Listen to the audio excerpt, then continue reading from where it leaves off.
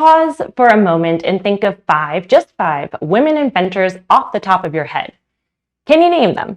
How much money did they make with their inventions? Do you know that? I'll wait. Well, if you're having trouble answering that, there may be a reason why. For many women throughout history, they have made very little money on their ingenious ideas, and Katrine Marçals' book, Mother of Invention, gives an inside look into why new inventions have everything to do with gender. Katrine starts her book talking about the rolling suitcase. You might think that it would be quite obvious to put wheels on a suitcase to get to your destination, but there was a time when men considered wheels to be hurting their masculinity. And sadly, that's not a joke. Wheels.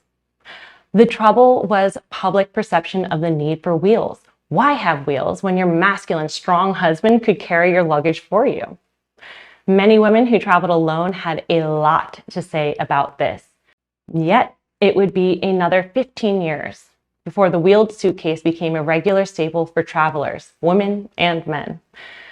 New technology, it is often blindingly right in front of us, but the block to progress is often a resistance rooted in the perception of gender and what people think women are capable of.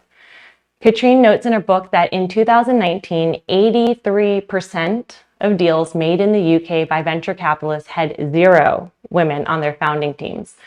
As you might be able to also assume, those deals led to 97% of venture capital funds going entirely to men. 97%. These funds dictate our social media use, the apps we interact with, the very hardware and the systems we use to use that software, and consequently, it controls much of what we consume and buy on a daily basis. If you're alarmed by that, you should be. For women who even attempt to receive venture capital, they are told to dominate the room, take back control, own the space they are standing on. That language taught to women entrepreneurs only echoes the masculine approach to dominate rather than to contribute towards something beneficial for everyone. With all these women and their bright ideas getting denied, then where do phenomenal, society-changing ideas go? In history, they are often forgotten until the gender role is reversed. Take electric cars, for example. Electric cars. It used to be considered a feminine car with a design that took out the issues of a clutch catching your dress or the wind tossing your hair or getting greasy with the oil. But now, electric cars are considered the car of the future, and every tech guy in the industry drives one. Yet, electric cars were on the road 100 years ago. So, where did we go wrong in bringing an idea to the forefront of society that could help our planet? That answer has, again, a lot to do with marketing and gender. Katrine points out how painful and disconnection of women and their ideas are, and it has a lot to do with the language of invention. There's a reason we have skills that are considered soft and hard, and that they can even flip-flop over the decades when someone decides a skill is more masculine or feminine.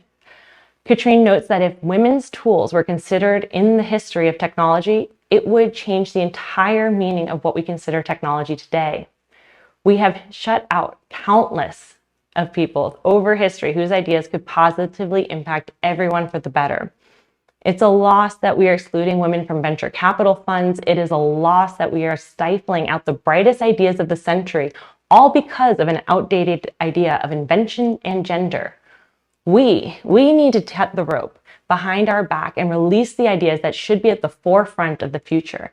So ask yourself, are you the one holding the rope, or are you the one willing to cut it? Which brings me to my last point. We need the witch. Yes, the witch. Katrine reminds us that we need the witch not just because she's a woman, but because of what she represents.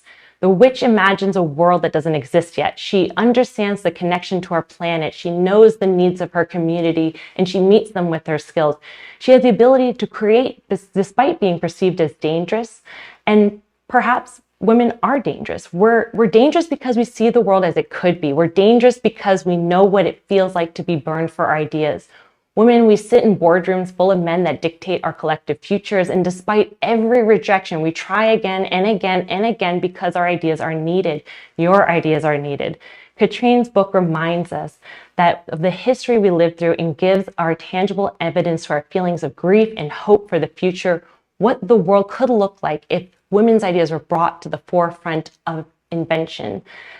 If you know of any women inventors that we should be celebrating, please comment below. We'd love to celebrate them.